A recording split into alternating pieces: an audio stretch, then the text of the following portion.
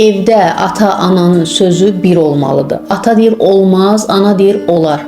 Pis adam kim olur? Olmaz deyən. Uşaq beləliklə qurban roluna girir. Valideynlərdən birini xilaskar kimi görür, digərini isə cəllad kimi görür. Məsələn, ata əgər olmaz deyirsə, gedərək ataya nifrət eləyir.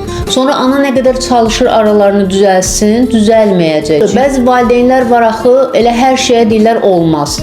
Fikirləşmədən, düşünmədən uşaq nə deyir, deyirlər yox, olmaz. Digər valideyn görür axı ki, düz eləmir.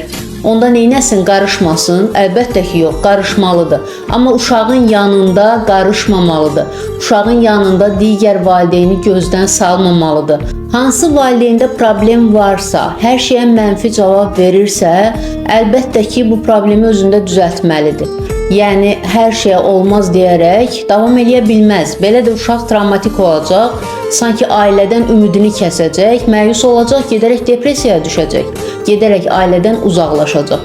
Bunu başa salmalıdır ki, döymək, uşağı təhqir etmək və uşağa hər şey üçün yox demək çıxış yolu deyil. Sakitlik yaratmalıdır ki, bu mövzu üzərində düşünüləcək.